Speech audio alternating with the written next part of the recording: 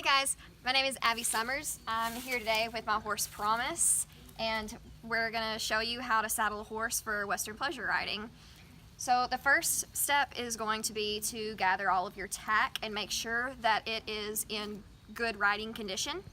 And then your second step is going to be retrieve your horse and know one of the best techniques for safely tying the horse. For this video, I'm going to be using the quick release knot. And Paige Cerulli has an article online that lists a few reasons why that's one of the safest methods, and she shows you how to do that in a video.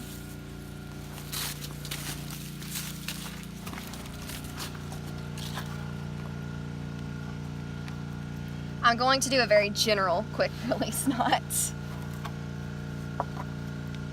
Okay. So your next step is going to be to brush your horse's back off where the saddle is going to be sitting, to make sure that there's no loose debris there that could potentially hurt your horse or irritate him.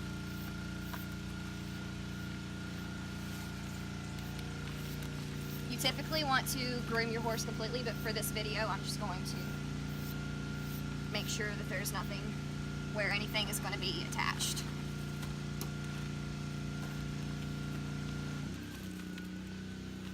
Your next step is going to be to put the saddle pad on the horse's back. Make sure that you know the difference between the front and the back.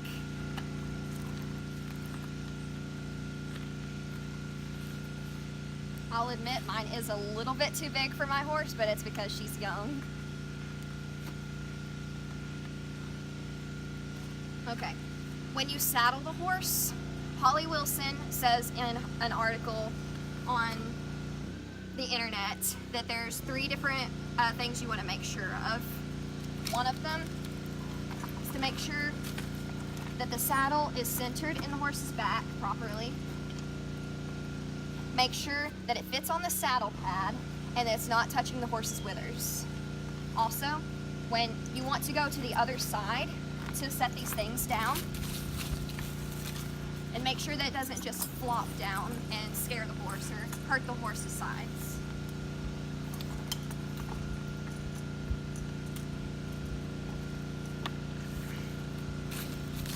While you're on that side, you want to look at the girth and make sure that it fits in the right place and make any adjustments needed while you're on that side.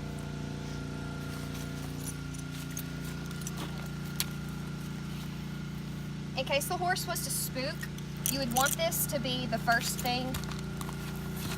You would want this to be the first thing that had been hooked, because it's the main thing that keeps the saddle on the horse, and there would be less of a chance that the saddle would come off and hurt the horse.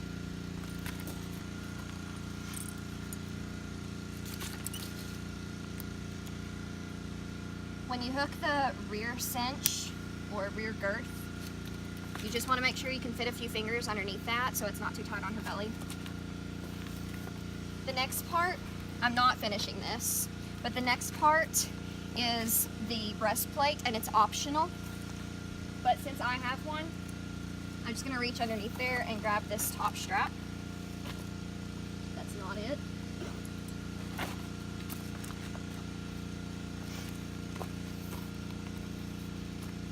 There's a smaller ring up top on the saddle.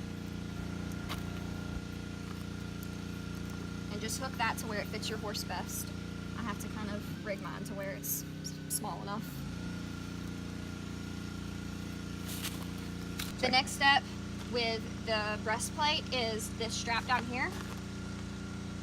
Hook it on the first or second ring, depending on how long your breastplate is. Now I'm going to cinch this all the way up.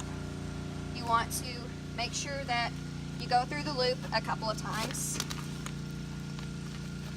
and then tie it like a men's tie. When you're ready to tie it, you take this and you go behind the ring, up and through it. Like so. And when you're ready to tighten it, you pull up with this part and then just feed it through the ring. then you would bridle your horse and you'd be ready to go.